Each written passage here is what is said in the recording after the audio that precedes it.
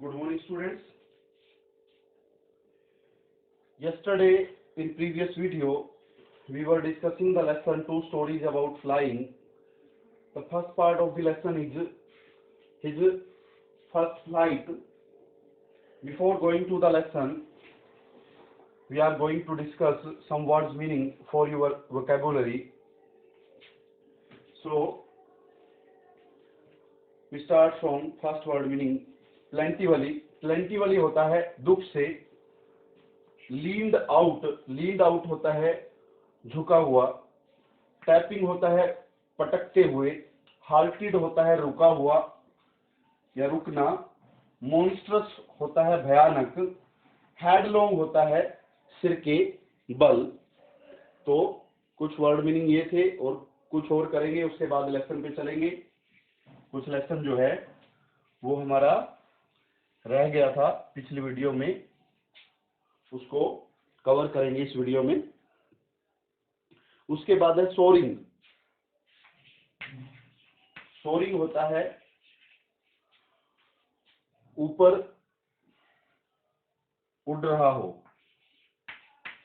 ठीक है, ऊपर उड़ रहा हो या ऊपर उड़ रहा, इतना भी लिख सकते हो. तो ये वर्ड मीनिंग ये मीनिंग है इसका. उसके बाद है डिजी. डिजी होता है जैसे चक्कर आना. चक्कर आना या चकरा जाना कह सकते हो. ठीक है, चक्कर आना या चकरा जाना. उसके बाद है सूप्ड. सूप्ड होता है ऊपर उड़ा. ठीक है. उसके बाद है करवेटिंग.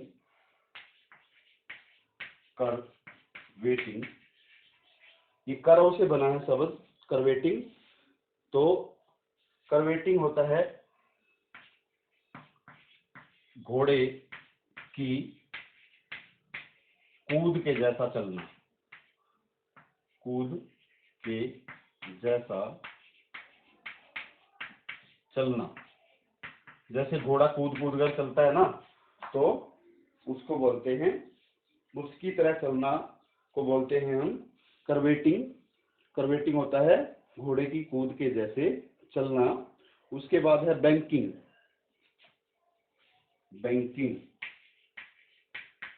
ये बैंकिंग लाइन से संबंधित नहीं है, ये हमारे लेसन में इसका कुछ और मीनिंग है. बैंकिंग का मीनिंग क्या है? एक पंख ऊपर करके उड़ना. एक पंख ऊपर करके उड़ना. ठीक है, ये मतलब है इसका बैंकिंग का. आगे चलते हैं.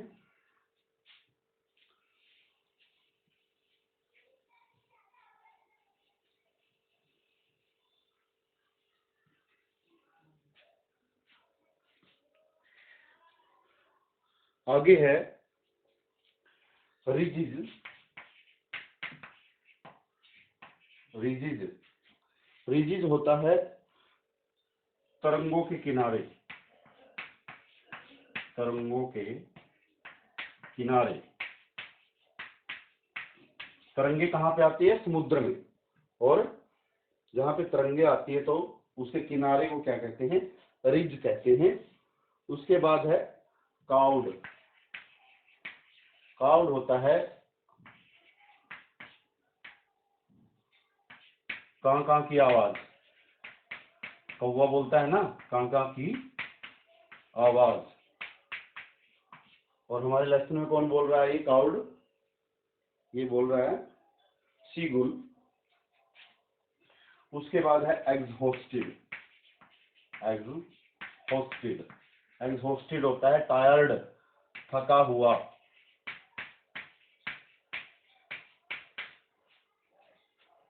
उसके बाद है बैली. बैली होता है पेट. उसके बाद है फ्लोटिंग। फ्लोटिंग होता है तैरना, तैरना। और उसके बाद है स्क्रैप। स्क्रैप, स्क्रैप्स होता है टुकड़े, पीसीज। ठीक है, तो ये वर्ड मीनिंग थे आज के लिए। आज जो लेसन कंप्लीट करेंगे उस लेसन के वर्ड मीनिंग थे ये। अब आगे जो है हम लेसन पे चलते हैं, जो लेसन रखता है उसको कवर करेंगे। कल हमने जो है लेसन जो किया था वो कहाँ तक किया था? वो किया था हमने कि जो सीगुल है वो ऊपर उड़ रहा था हवा में। He soared higher and higher, वो और भी ऊंचा ही ऊंचा जो है उड़ता जा रहा था। He was no longer afraid, अब उसको और डर नहीं था। He saw his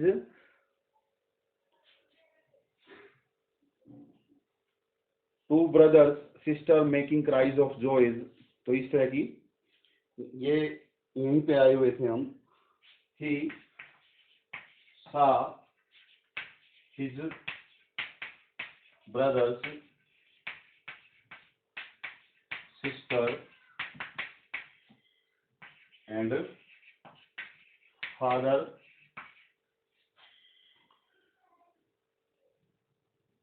making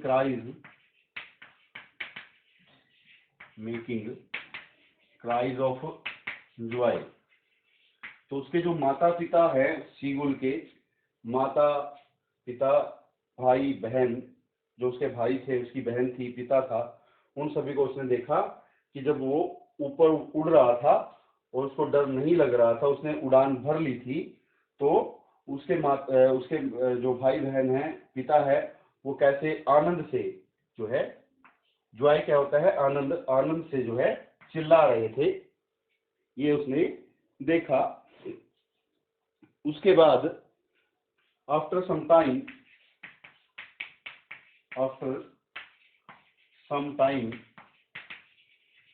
the seagull felt exhausted, उसको थकावट महसूस हुई क्योंकि पहली बार उड़ा था और पंखों का इस्तेमाल भी उसने पहली बार किया था। तो उसने क्या किया फिर? ही dropped his legs, he dropped his legs to stand on green sea, considering it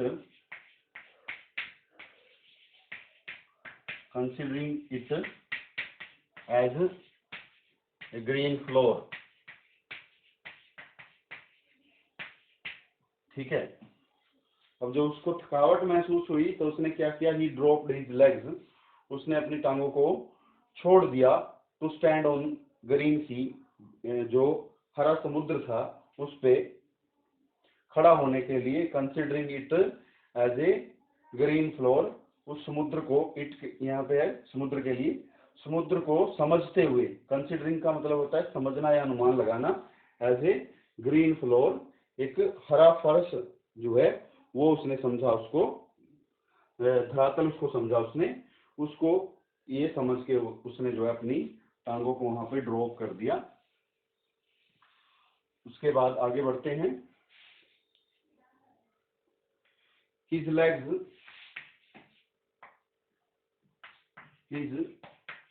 legs sank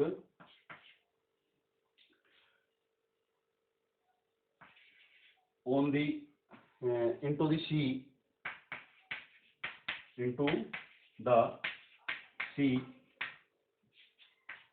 his belly was also sunk। ठीक है, इन द सी। अब उसकी जो टांगे हैं वो समुद्र में धंस गई, और उसका जो पेट है वो भी उसमें जो है धंस गया समुद्र के अंदर, समुद्र के पानी के अंदर। तो फिर उसने क्या किया,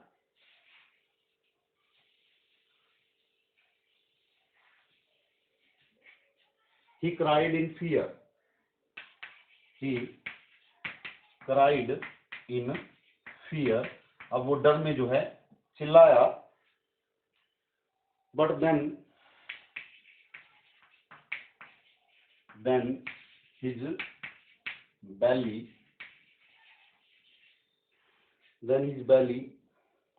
touched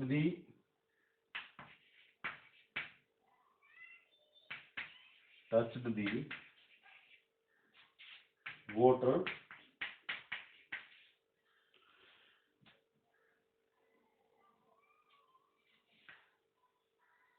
then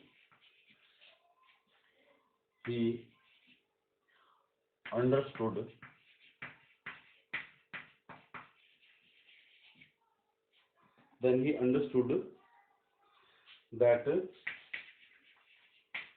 he did not sink। तभी उसने उसका जो पेट था, बैली थी, उसने पानी के तल को छुआ, वो भी बैली भी धंस गई थी उसके अंदर, पानी के अंदर। तब उसको महसूस हुआ, या उसने वो समझ गया कि ही डिड नॉट सिंक, कि वो डूब नहीं रहा। He too began to float in the on the sky, on the water of sky, sorry sea, sky नहीं, sorry sea. He too began to float on the sea, ठीक है, on the सी। और समुद्र पे उसने तैरना जो है शुरू कर दिया। फ्लोट का मतलब होता है तैरना, बिगैन का मतलब होता है शुरू करना, और टू का मतलब होता है भी। उसने भी जो है तैरना जो है समुद्र के ऊपर शुरू कर दिया। All the family praised the seagull। अब पूरा जो परिवार है उसने सीगुल की जो है प्रशंसा की। प्रेज्ड का मतलब होता है प्रशंसा करना। Thus he made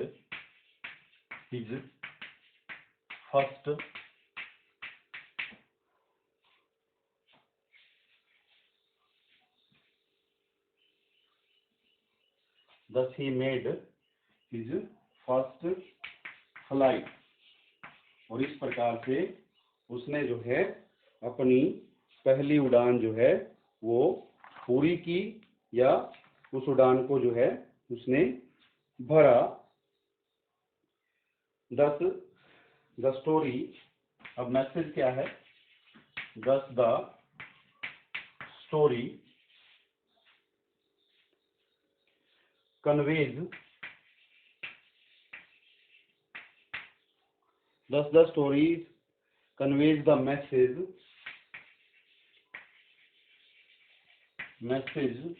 of courage, willpower,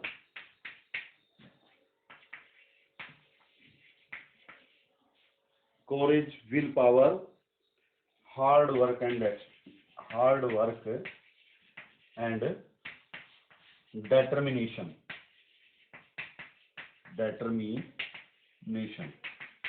ठीक है। तो इस प्रकार से ये जो कहानी है वो मैसेज देती है, किस चीज का मैसेज देती है ये कोरेज का, साहस का, विल पावर का, इच्छा शक्ति का, हार्ड वर्क का, कठोर मेहनत का एंड डेटर्मिनेशन और दृढ़ निश्चय का।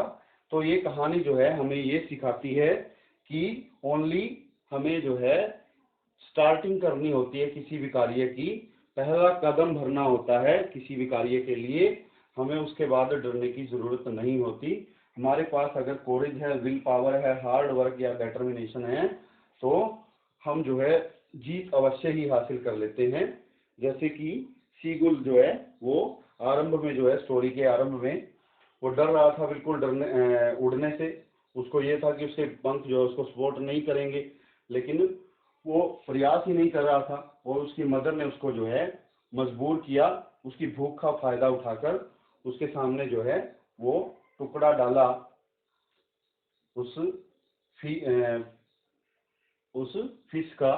तो ये कहानी जो है हमें ये भी सिखाती है कि अगर हम अपने पेरेंट्स अगर स्टूडेंट्स को कंफर्ट जोन में रखते हैं तो वो बच्चे बहुत ही कम कामयाब हो पाते हैं।